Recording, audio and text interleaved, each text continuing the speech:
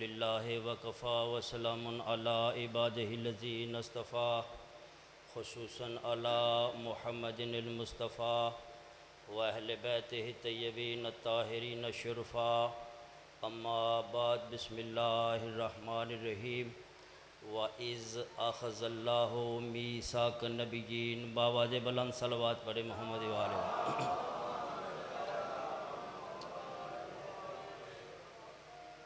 حاضرین گرامی، بغیر تمہید کے اللہ رب العزت کا ارشاد ہے اِذْ أَخَذَ اللَّهُ مِيثَاقَ النَّبِيِّينَ، میرا حبیب یاد کر اس وقت کو جب انبیاء سے میثاق لیا۔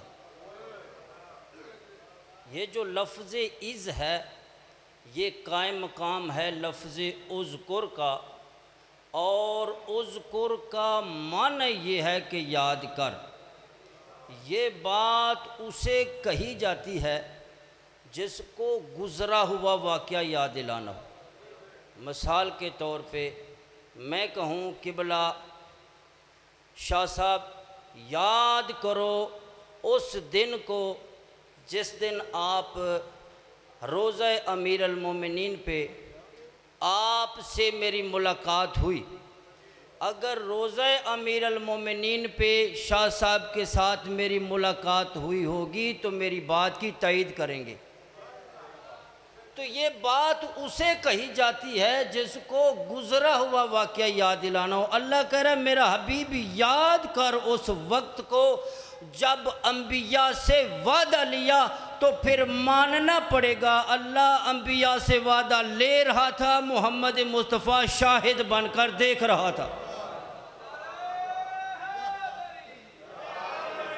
کتب و تفسیر کا مطالعہ کرنے سے پتہ چلتا ہے کہ یہ بات دنیا کی ہے ہی نہیں، بلکہ اللہ وعدہ لے رہا ہے عالم ارواح میں، اور اللہ وعدہ لے رہا ہے نبیوں کی روحوں سے، اور کہہ رہا ہے اس وقت کو یاد کر جب نبیوں سے وعدہ لیا۔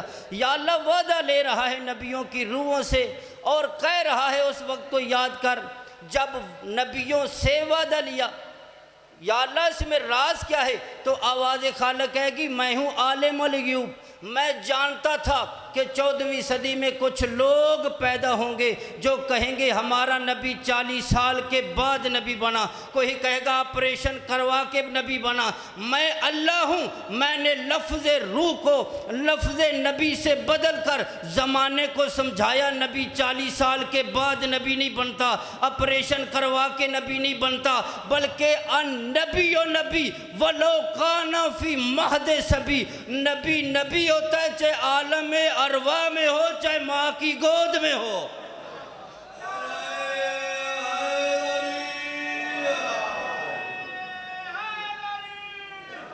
بس آخری ایک دو جملے۔ اللہ رب العزت کا ارشاد میرا حبیب جب میں تجھے کتاب و حکمت دے چکوں، لما آتیتکم من کتاب و حکمہ ثم جاءکم رسول، تمہارے پاس میرا رسول آئے گا، مصدق لما معکم، وہ تمہاری نبوتوں کی تصدیق کرے گا، وہ تمہاری کتابوں کی تصدیق کرے گا۔ سارے نبیوں نے کہا یا اللہ جب وہ عظمتوں والا رسول ہمارے پاس آئے گا ہم نے کرنا کیا ہے؟ اللہ نے فرمایا لے تؤمنن بہ ولا تنصرن، فوراً میرے نبی پر ایمان بھی لانا، اس کی نصرت بھی کرنا۔ اقررتم واخذتم علی ذالکم اسری، اے گروہ انبیاء کیا تم میرے نبی پر ایمان لانے کا اقرار کرتے ہو؟ سارے نبیوں نے کہا قالوا اقررنا، ہاں یا اللہ ہم تیرے آنے والے نبی پر ایمان لانے کا اقرار کرتے ہیں۔ اللہ نے فرمایا قال فاشہدوا، تم سارے اس بات پر ایک دوسرے کے گواہ بن جاؤ، وَأَنَا مَعَكُمْ مِنَ الشَّاہِدِينَ، اور میں اللہ تم سب پر گواہ بن جاتا ہوں۔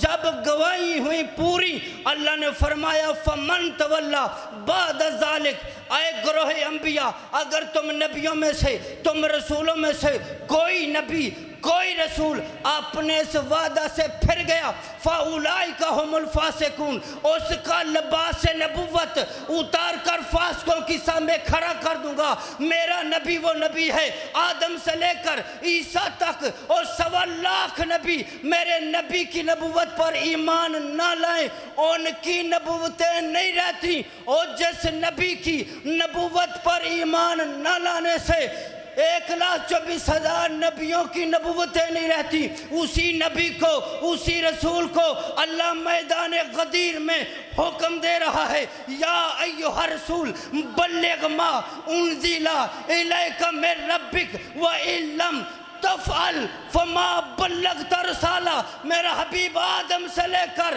عیسیٰ تک 1.25 لاکھ نبی تیری نبوت پر ایمان نہ لائیں، ان کی نبوتیں نہیں رہتی، مگر میرا حبیب یاد رکھ میدان غدیر میں اونٹوں کے پلانوں کا منبر بنا کر اپنے بھائی علی کو ساتھ کھڑا کر کے فَآخَذَ بِيَدِ علی ابن ابی طالب، علی کا ہاتھ بلند کر کے سب کو دکھا کر، سب کو سنا کر، اگر آج من کنت مولا ہو فہذا علی مولا کا اعلان تو نہ کرے تو تیری رسالت نہیں رہتی۔